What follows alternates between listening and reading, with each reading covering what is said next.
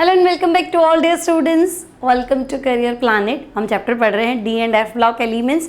Last class में हमने पढ़ा था D and F block elements के जनरल कैरेक्टर, सामान्य गुण, मतलब डी ब्लॉक के तत्व क्या है और एफ ब्लॉक के तत्व क्या है, संक्रमण तत्व क्या है, कौन से एलिमेंट संक्रमण तत्व हैं या नहीं है।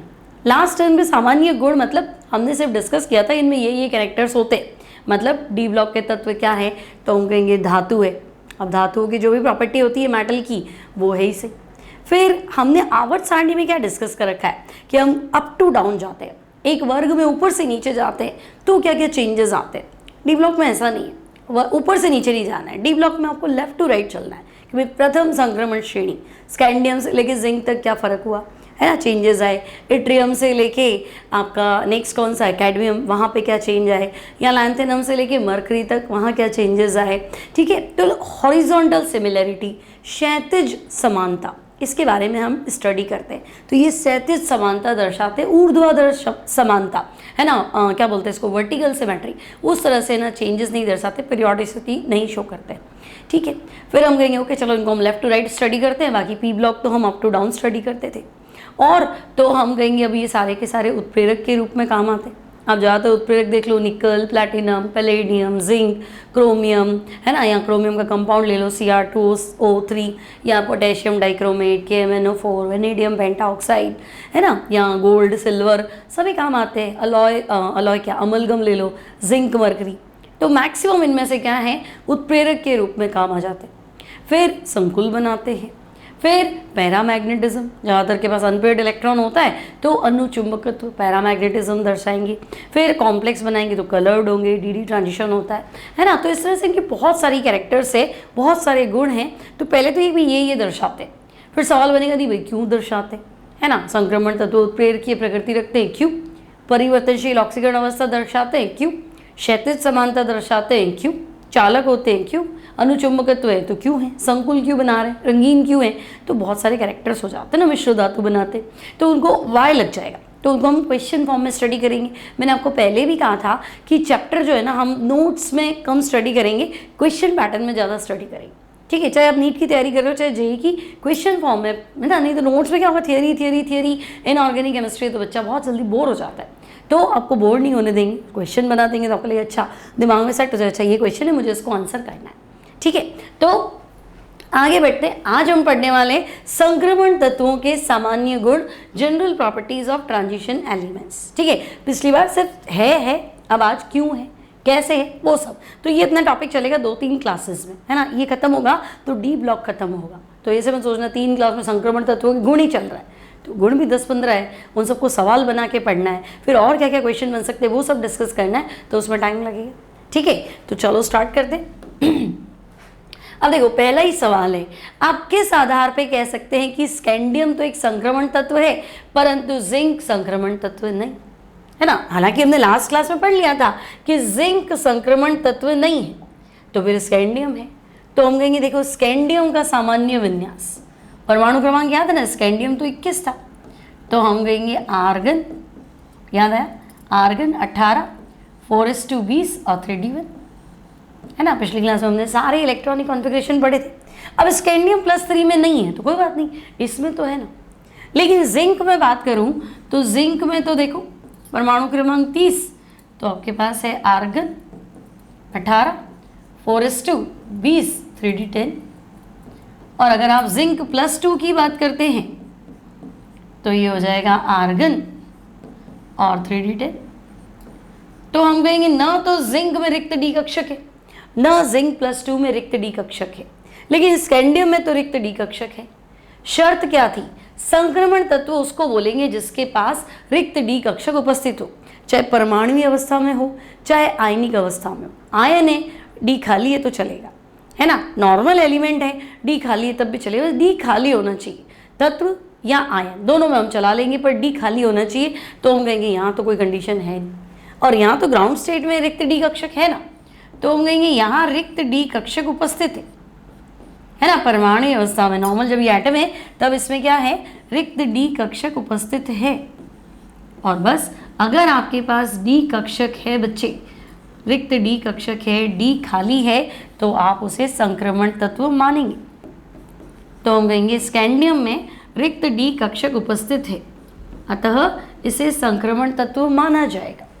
लेकिन जिंक और जिंक प्लस 2 है ना, तो हम कहेंगे कि भाई जिंक की बात करो तो तुम बताओ कि न तो Zn है ना भाई, Zn में नहीं, और मान लो इलेक्ट्रॉन छोड़ दे तो क्या पता डी खाली हो जाए, तो हम कहेंगे नहीं छुड़वा दो इलेक्ट्रॉन छोड़ेगा तो भी डी खाली नहीं है, तो न तो जिंक न ही जिंक प्लस 2, न तो जिंक में खाली है न ही जिंक प्लस 2 में रिक्त डी कक्षक उपस्थित है। ठीक है भाई, इधर भी नहीं उधर भी नहीं, दोनों में ही रिक्त डी कक्षक उपस्थित नहीं है, रिक्त डी कक्षक अनुपस्थित है। न लिखा है ना आगे, तो रिक्त डी कक्षक उपस्थित है ना, अतः इन्हें संक्रमण तत्व नहीं माना जाएगा। तो जिंक सेम चीज आपने पिछली क्लास में पढ़ी थी, कैडमियम, और सेम पढ़ी थी मरकरी। तो ZnCdHg, इनके आयन क्या थे, Zn plus 2 Cd plus 2 Hg plus 2, तो न तो इनमें है न इनके आयन में, तो न तो जिंक में न जिंक प्लस 2 में रिक्त डी कक्षक उपस्थित है, अतः इसे संक्रमण तत्व नहीं माना जाएगा, है ना, इसको हम संक्रमण तत्व कंसीडर नहीं करेंगे, संक्रमण तत्व नहीं माना जाएगा। क्लियर है? तो बच्चे स्कैंडियम में तो है लेकिन जिंक में नहीं है, इसकी आयन में भी नहीं है। ठीक है, नेक्स्ट देखो, सिल्वर परमाणु में पूर्ण पूरित डी कक्षक विन्यास पाया जाता है लेकिन फिर भी ये संक्रमण तत्व है। अब देखो, सिल्वर का परमाणु क्रमांक है 47, है ना, 47, और मान लो तुम्हें सिल्वर का नहीं याद रहे तो ज़्यादा टेंशन नहीं पालना है, तुम्हें कॉपर का याद है, तांबा चांदी सोना एक दूसरे के नीचे आते हैं, बोलो, कॉपर सिल्वर गोल्ड एक दूसरे के नीचे आते हैं, कॉपर का तो याद है फर्स्ट ट्रांजिशन सीरीज, तो हम कहेंगे हाँ कॉपर का तो फिक्स था, आर्गन अपवाद था तो हम कहेंगे 3d10 4s1, सही ना, ये तो याद था, तो इसके नीचे उतर जाओ बस, आर्गन के नीचे उतरोगे तो क्या आएगा, तो हम कहेंगे क्रिप्टन 4d10 5s1, और गोल्ड तो उसके नीचे उतर जाना। फिलहाल मुझे तो सिल्वर चाहिए, मेरा काम तो इससे हो जाएगा, तो मैं कहूँगी क्रिप्टन 36 हो गया, है ना, 4d10 46 हो गया, और 5s1 तो इसमें तो नहीं।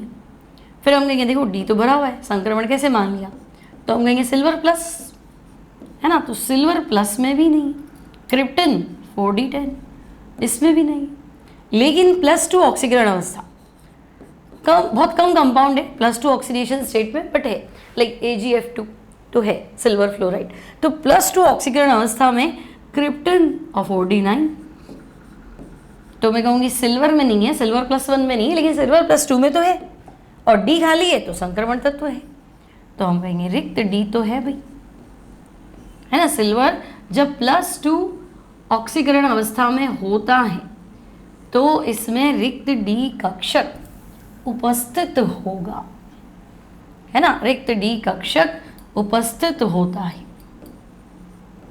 अब सिल्वर जब +2 ऑक्सीडेशन स्टेट में है तब इसमें वेकेंट डी ऑर्बिटल प्रेजेंट है, रिक्त डी कक्षक उपस्थित है, इसका मतलब ये संक्रमण तत्व माना जाएगा,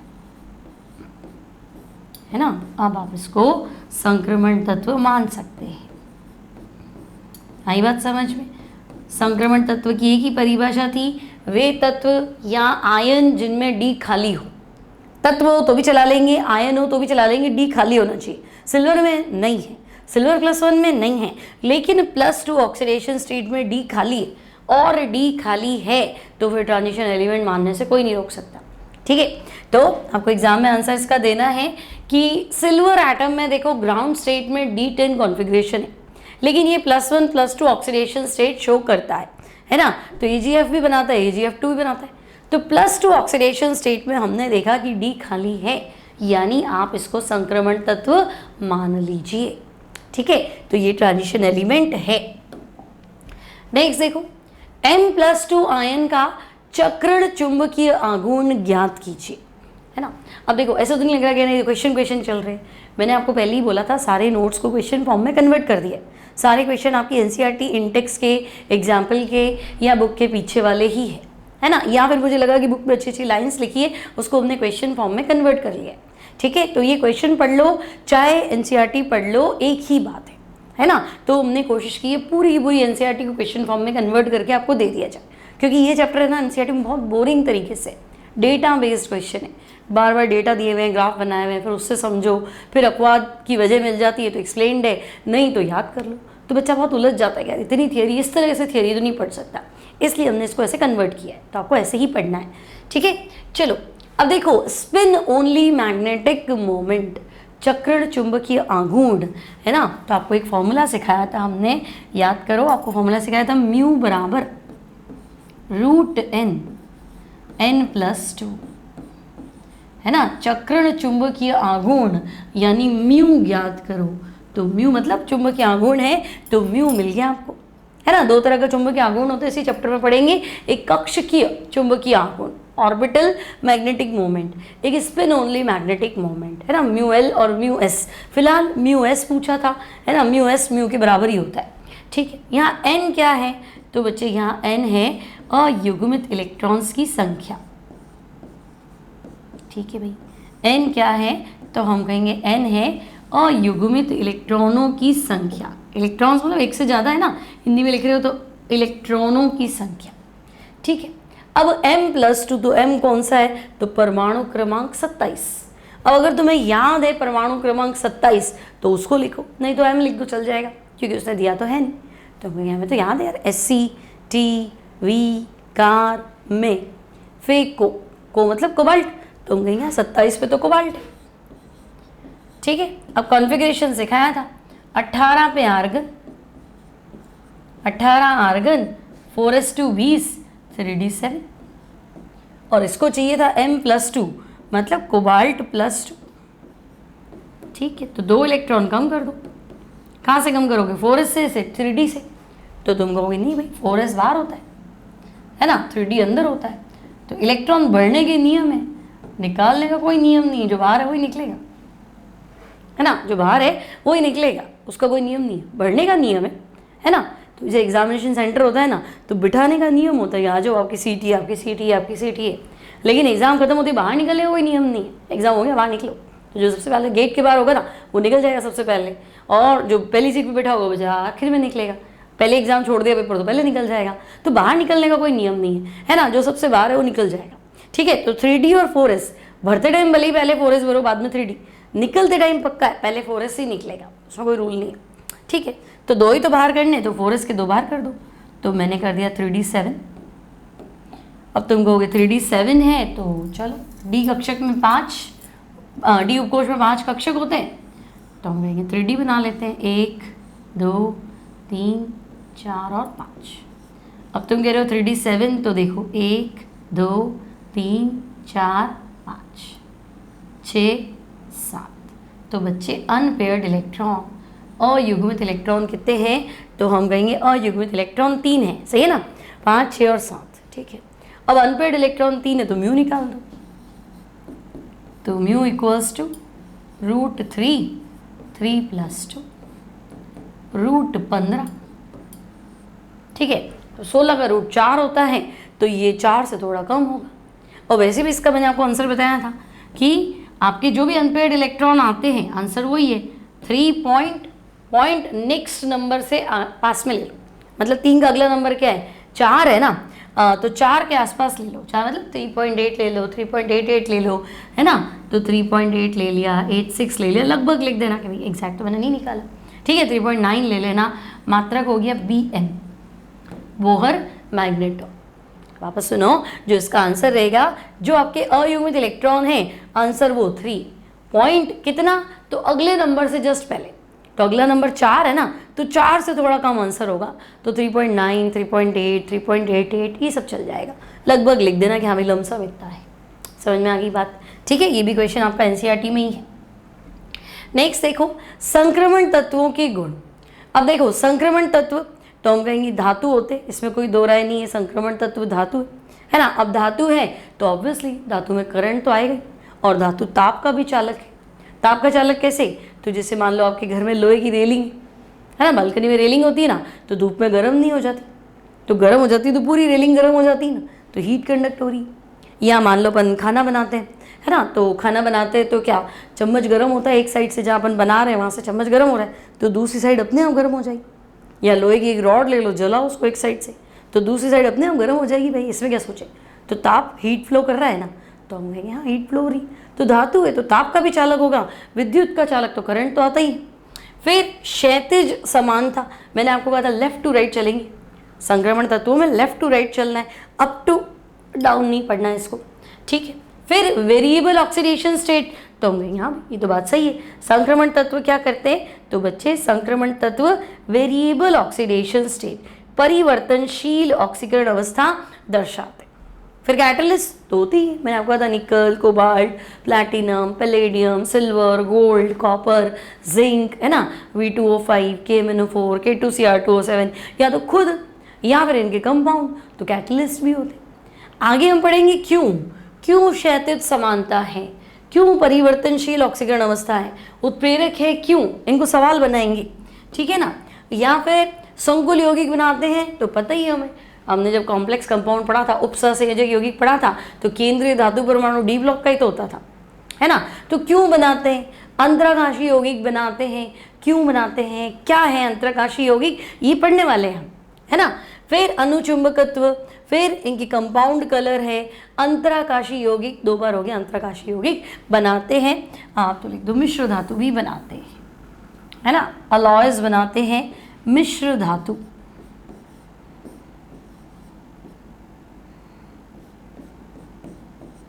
मिश्र धातु अलॉय फॉर्मेशन, संक्रमण तत्व मिश्र धातु बनाते हैं, ठीक है। अब ये क्या चीज़ है ना, ये सब अपन को पढ़ना है। अब देखो कुछ और क्वेश्चन देखते हैं। पहला सवाल आपके एटॉमिक साइज पे है ना। देखो क्या कारण है कि प्रथम संक्रमण श्रेणी में परमाणु आकार, एटॉमिक साइज, तो पहले तो परमाणु आकार क्या हो रहा है, तो हम कहेंगे पहले परमाणु आकार घट रहा है, बाद में कांस्टेंट और बाद में बढ़ रहा है। तो ऐसा क्यों हो, तो देखो फर्स्ट ट्रांजिशन सीरीज लिख दूं, तो हम कहेंगे SC/TV कार में फेकोनी, आयरन, कोबाल्ट, निकल, और क्या था कुंजी, कॉपर और जिंक, ठीक है। अब अगर कॉन्फ़िगरेशन की बात करो तो देखो स्कैंडियम में कॉन्फ़िगरेशन 3D1 है ना, 3D2, 3D3, 3D5, एक गैस का जंप कर जाएगा। यहाँ पे भी क्या है 3D5, डी कक्षक अभी तक तो बढ़ना शुरू नहीं हुआ है, मतलब पेयरिंग शुरू नहीं हुआ है, युग्मन शुरू नहीं हुआ है, फिर यहाँ से युग्मन शुरू हुआ है ना। और यहाँ देखो तो फुल फिल्ड है 3D10 और 3D10, ठीक है। अब हम कहेंगे ऐसा क्यों, तो देखो संक्रमण तत्व में ये तो हो गया नाभिक, ये हो गया आपका N-1 डी कक्षक, है ना, और ये हो गया NS कक्षक, ठीक है। और अगर आप प्रथम संक्रमण श्रेणी की बात कर रहे हैं तो ये 3D, ये 4S। अब प्रथम संक्रमण श्रेणी में ये बाह्यतम कोश के इलेक्ट्रॉन नाभिक की ओर आकर्षित होते हैं, कितना भी हो इलेक्ट्रॉन अंदर की ओर खींचेगा, तो हम कहेंगे नाभिक तो अपना काम बराबर कर रहा है। नाभिकीय आकर्षण, संक्रमण श्रेणी के अंदर नाभिक बाह्यतम कोश के इलेक्ट्रॉन को अपनी ओर आकर्षित करता है, तो ये तो हो गया नाभिकीय आकर्षण। लेकिन होता क्या है कि भाई ठीक है यहाँ तो 2 इलेक्ट्रॉन भरे, अब जैसे जैसे तुम अंदर इलेक्ट्रॉन भरना शुरू करोगे 1, 2, 3, 4 और 5, तो अंदर के इलेक्ट्रॉन बाहर के इलेक्ट्रॉन को क्या करेंगे, प्रतिकर्षित करना स्टार्ट कर देंगे। तो संक्रमण तत्वों में आंतरिक कोश के इलेक्ट्रॉन बाहरी कोश के इलेक्ट्रॉन को क्या करते हैं, धक्का देना शुरू कर देते, प्रतिकर्षण शुरू कर देते। इसे हम बोलते हैं शील्डिंग इफेक्ट, परिरक्षण प्रभाव। आंतरिक कोश के इलेक्ट्रॉन बाहरी कोश के इलेक्ट्रॉन को क्या करते हैं, धक्का देना स्टार्ट कर देते, प्रतिकर्षित करते हैं, शील्ड बना लेते हैं, है ना। मतलब ये वाला घेरा जो है ना, ये कोश जो है ये इसको धकेल लेता है, अट्रैक्ट ही नहीं होने देता। मतलब तुम मान लो कि जैसे तुम्हारा क्लास में टीचर है वो सेंटर में है ना, अब उसके चारों तरफ एक घेरा बना, दूसरा बना, तीसरा बना, 3 सर्कल तक तो उसने संभाल लिया। अब धीरे धीरे क्या होगा, सर्कल बड़ा हो जाएगा ना, तो जो सबसे बाहर वाला सर्कल है वो अपने से और बाहर वाले सर्कल को सुनने ही नहीं देता है, वो टीचर को घेर लेते, तो टीचर तो चुप जाता है ना। अब वो चाहता है कि सब सुनो मेरी बात, जो भी मैं बोल रहा हूँ सब सुनो, सब समझो, सब उसको परफॉर्म करो, जो भी वो कह रहा है उसको कंप्लीट करो।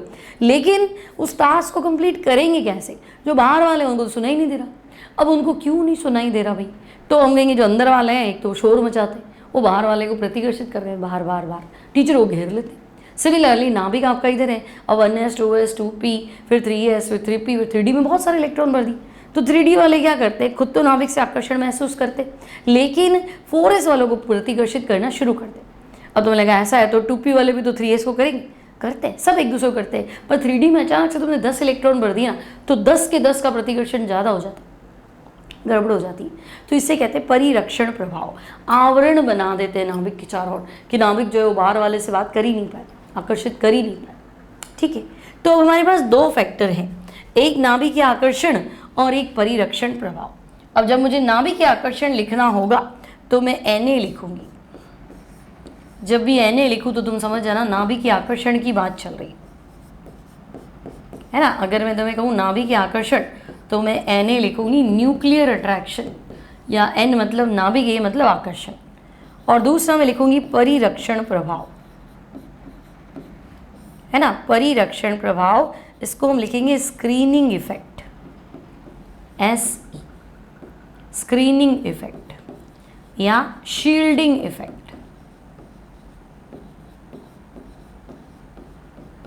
स्क्रीनिंग इफेक्ट या फिर हम इसको बोलेंगे शील्डिंग इफेक्ट। ठीक है, नाभिक के आकर्षण और परिरक्षण प्रभाव। अब ये कहना है कि जब आप स्कैंडियम से Mn तक जाते हो, है ना, हम अगर इसको वापस बना देते हैं, चलो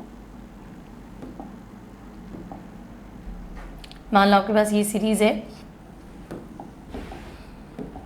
scandium, titanium, vanadium, chromium, manganese, iron, cobalt, निकल, कॉपर और जिंक। ठीक है, अब जब आप स्कैंडियम से Mn तक जाते हैं तब क्या होता है? तो हम कहेंगे नाभिकीय आकर्षण ज़्यादा होता है स्क्रीनिंग इफेक्ट से, है ना। नाभिकीय आकर्षण का मान ज़्यादा होता है परिरक्षण प्रभाव से। क्यों? तो अब यहाँ पे D में तो इलेक्ट्रॉन है नहीं, देखो 3d1 है और 3d5 पेयरिंग शुरू की नहीं, तो प्रतिकर्षण इतना नहीं है, नाभिक का आकर्षण ज़्यादा है। तो नाभिकीय आकर्षण मतलब नाभिक इलेक्ट्रॉन को बुला रहा है, तो अभी तक तो हमारी बात सुनी जा रही है ना, ये इसको अट्रैक्ट ज़्यादा कर रहा है, मतलब इसकी बात सुनी जा रही है। तो हम कहेंगे हाँ ये 3d है, ये 4s है। नाभिक अगर इसको खींच रहा है, न्यूक्लियर अट्रैक्शन ज़्यादा है तो अंदर की तरफ खींचेगा, अंदर की तरफ खींचेगा तो अब इलेक्ट्रॉन कोई रिजिड बाउंड्री तो है नहीं, कोई दीवार तो है नहीं, तो अंदर आ जाएंगे, अंदर आ जाएंगे तो आकार घटेगा। तो जब हम स्कैंडियम से Mn तक जाते हैं तो नाभिक के आकर्षण ज़्यादा होता है परिरक्षण प्रभाव से, तो ये अंदर की तरफ खींचता है, तो एटॉमिक साइज कम हो गया। लेकिन जब हम आयरन, कोबाल्ट, निकल की बात करें तो देखो D में पेयरिंग शुरू हो गई, अब ये D6 D7 D8 है ना, तो प्रतिकर्षण धक्का मुक्की ज़्यादा होगी, तो फिर धीरे धीरे क्या होता है, आवाज़ सुनना बंद हो जाता है। तो यहाँ दोनों चीज़ें बराबर हैं, आयरन, कोबाल्ट, निकल में न्यूक्लियर अट्रैक्शन और स्क्रीनिंग इफेक्ट दोनों बराबर है। तो जितना वो अट्रैक्ट कर रहा है उतनी धक्का मुक्की भी चल रही है, तो फिर ना तो आकार बढ़ना है ना आकार घटना है, आकार जो है वो स्थिर है, कांस्टेंट है। ठीक है, लेकिन बच्चे जब आप कॉपर और जिंक की बात करते हैं तो ये भी 3d10 है और ये भी 3d10 है, तो कॉपर और जिंक में क्या है, धक्का मुक्की ज़्यादा है, तो screening effect greater than nuclear attraction, प्रतिकर्षण ज़्यादा है। अब अगर प्रतिकर्षण ज़्यादा है, धक्का मुक्की ज़्यादा है, तो ये तो बाहर चले गए, सुनाई तो दे नहीं रहा, तो बाहर चले जाओ, तो बाहर चले जाओ तो फिर आकार तो बढ़ना ही, तो आकार बढ़ता है। तो आपने यही तो सवाल पूछा था कि प्रथम संक्रमण श्रेणी में पहले तो आपने कहा आकार घटता है, तो हम कहेंगे हाँ स्कैंडियम से Mn तक आकार घटता है। बाद में हमने कहा कांस्टेंट, तो हम कहेंगे हाँ देखो यहाँ से यहाँ तक तो घटा था, है ना, स्कैंडियम से Mn तक तब तो घटा था। आयरन, कोबाल्ट, निकल, तो हम कहेंगे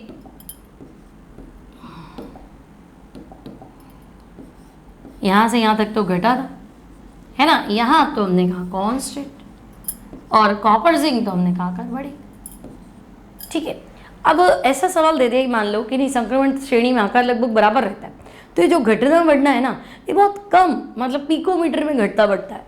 जैसे मान लो अगर 2.116 है तो 2.117 हो गया या 115 हो गया, तो 2.11 तो बराबर ही है ना। अब तीसरी डिजिट भी जाके तुम कंसिडर कर रहे हो तो छोटा मोटा फर्क नजर आ रहा है तो आएगा। तो अगर वो कहते नहीं आकार लगभग समान है तो 2 डिजिट तक की काउंट कर रहे हैं तो बात सही है, क्योंकि इकाइयाँ भी तो पिकोमीटर में है ना, बहुत छोटी इकाई है, तो छोटा मोटा फ्लक्चुएशन में कोई ज़्यादा फर्क आता नहीं है ऐसे। ठीक है, तो इसका आंसर क्या लिखेंगे आप, तो आप बताएंगे कि देखो फर्स्ट ट्रांजिशन सीरीज में इलेक्ट्रॉन पहले हम 4s में भरते हैं, बाद में 3d में, मतलब पहले ns में भरते हैं फिर n-1d में। अब ns के इलेक्ट्रॉन n-d द्वारा प्रतिकर्षित होते, अंदर वाले इलेक्ट्रॉन बाहर वाले को धक्का देते, इसे क्या कहते हैं, तो इसे हम परिरक्षण प्रभाव कहते हैं। फिर जब हम स्कैंडियम से Mn तक जाते हैं तो नाभिक के आकर्षण का मान परिरक्षण प्रभाव से ज़्यादा होता है, तो फिर आकार तो घटेगा। फिर जब हम आयरन कोबाल्ट निकल में जाते हैं तो दोनों चीज़ें क्या होती है, बराबर होती है, तो आकार कांस्टेंट। लेकिन कॉपर और जिंक में फुलफिल्ड D10 तो फिर हम कहेंगे परिरक्षण प्रभाव ज़्यादा हो जाता है, धक्का मुक्की ज़्यादा हो जाती है। अब अगर धक्का मुक्की ज़्यादा हो जाती है तो तुम बात समझ गए, है ना। परिरक्षण प्रभाव का मान अधिक हो जाता है किससे, नाभिक के आवेश से, तो आकार बढ़ता है। तो पहले घटेगा, बाद में कांस्टेंट, बाद में बढ़ेगा, बिल्कुल ठीक है। अब देखो क्रोमियम और कॉपर का सेकेंड आईपी का मान उच्च होता है। सेकेंड आईपी, फर्स्ट की बात नहीं कर रहा, सेकेंड की, क्रोमियम और कॉपर। पहले आईपी की बात नहीं कर रहा, दूसरे आईपी की बात कर रहा है। तो देखो विन्यास देखते हैं, तो कहेंगे क्रोमियम तो चॉइस था पर अपवाद था, इसका कॉन्फ़िगरेशन था आर्गन, होना तो चाहिए था 4s2 3d4, लेकिन होता है 4s1 3d5। और कॉपर ये भी अपवाद था, इसका कॉन्फ़िगरेशन 29 है ना, तो आर्गन 4s1 3d10 ये है, लेकिन होना चाहिए था 3d9, तो हमने कहा ये पूर्ण पूरित है, ये अर्धपूरित है। अब सेकेंड आईपी का मतलब समझे, दूसरा इलेक्ट्रॉन निकालने के लिए आवश्यक ऊर्जा, पहला तो निकाल दो, उससे तो हम बात ही नहीं कर रहे, सेकेंड जब तुम निकालने वाले हो तब हम बात कर रहे हैं। तो हम कहेंगे अच्छा क्रोमियम +1 की बात कर रहे हो, तो क्रोमियम +1 मतलब आर्गन 3d5, और उधर आप कॉपर +1 की बात कर रहे हो, तो हम कहेंगे हाँ आर्गन और 3d10। तो जब हम क्रोमियम +1 की बात कर रहे हैं तो हम कहेंगे ये तो हाफ फिल्ड है, अर्धपूरित इलेक्ट्रॉनीय विन्यास है ना, हाफ फिल्ड है, अर्धपूरित इलेक्ट्रॉनीय विन्यास, बिल्कुल है अर्धपूरित इलेक्ट्रॉनीय विन्यास। और तुम सबको पता है half filled configuration stable configuration होता है, स्थायी विन्यास, है ना। और जब आप कॉपर में आते हैं और सेकेंड इलेक्ट्रॉन निकालने की बात करते हैं तो हम कहेंगे पूर्ण पूरित 3d10 है ना, बताने की जरूरत तो नहीं, हाफ फिल्ड है, फुल फिल्ड है, अर्धपूरित, और वो क्या है पूर्ण पूरित। और पूर्ण पूरित भी तो स्थायी होता है, तो हम कहेंगे बिल्कुल पूर्ण पूरित इलेक्ट्रॉनीय विन्यास, ये भी अपने आप में स्थायी विन्यास है ना। और अगर ये अपने आप में स्टेबल कॉन्फ़िगरेशन है, स्थायी विन्यास है, तो इससे इलेक्ट्रॉन निकालना भारी काम, इससे भी इलेक्ट्रॉन निकालना भारी काम है, मतलब दूसरा इलेक्ट्रॉन निकालना ही भारी है। भारी मतलब ऊर्जा ज़्यादा देनी पड़ेगी, और अगर दूसरा इलेक्ट्रॉन निकालने के लिए ज़्यादा ऊर्जा दोगी तो सेकेंड आईपी का मान ज़्यादा होगा, ये तो कह रहा था वो, है ना। तो अब बताओ उसको कि देखो क्रोमियम और कॉपर जब एक इलेक्ट्रॉन छोड़ देते हैं तो एक हाफ फिल्ड हो जाता है और दूसरा फुल फिल्ड हो जाता है, हम कहेंगे बिल्कुल। तो बच्चे जैसे जैसे हाफ फिल्ड हो गया, फुल फिल्ड हो गया, तो हम कहेंगे स्टेबल हो गए। स्टेबल हो गए इसका मतलब आप समझ गए, है ना। स्टेबल होना यानी अब इलेक्ट्रॉन निकालना भारी काम है, इसलिए सेकेंड आईपी की वैल्यू ज़्यादा है। कोई टेंशन नहीं, यहाँ तक आगे बढ़े, है ना। आगे देखो ये जनरल प्रॉपर्टीज़ है परमाणु आकार, तो उसको पढ़ो, तो क्वेश्चन फॉर्म में पढ़ लो ना आकार में क्या क्वेश्चन बनता है, ठीक है। अब आपको लगे 3D 4D 5D तो समझाया नहीं, लैंथेनॉइड कॉन्ट्रैक्शन वो आगे आएगा, मिस कुछ भी नहीं होने वाला, ठीक है, आगे पीछे हो सकता है ना। अब लैंथेनॉइड कॉन्ट्रैक्शन की वजह से 4D और 5D के एटॉमिक साइज में गड़बड़ है, लेकिन लैंथेनॉइड पढ़ाओगे तो एवलॉक तो कोर्स में ही ना, उसको अलग से पढ़ना है, तो उसमें पढ़ेंगे अपन, है ना। अगला क्वेश्चन देखो, स्कैंडियम केवल +3 ऑक्सीडेशन स्टेट ही शो करता है, तो हम कहेंगे बिल्कुल। स्कैंडियम का विन्यास देखो, तो देखो स्कैंडियम परमाणु क्रमांक 21 है, तो हमारे पास है आर्गन 4:3d1। परमाणु क्रमांक 21 है ना, तो 21 पे विन्यास क्या होगा, आर्गन 4:3d1। अब तुम कह रहे हो नहीं +3, तो भाई स्कैंडियम +3 में देखो, तो हम कहेंगे ये हो गया ओनली आर्गन। 3 इलेक्ट्रॉन निकाल दो तो 4s के 2 गए, 3d का 1 गया, ओनली आर्गन, है ना। तो हम कह सकते हैं भाई 3 इलेक्ट्रॉन निकालने के बाद तो कुछ बचा ही नहीं, ये तो इनर्ट गैस हो गया। तो 3 इलेक्ट्रॉन्स त्यागने के पश्चात, अगर 3 इलेक्ट्रॉन छूट गए, 3 इलेक्ट्रॉन त्यागने के पश्चात स्कैंडियम अक्रिय गैस विन्यास प्राप्त कर लेता है ना। 3 इलेक्ट्रॉन छोड़ने के बाद स्कैंडियम इनर्ट गैस कॉन्फ़िगरेशन, अक्रिय गैस विन्यास प्राप्त कर लेता है।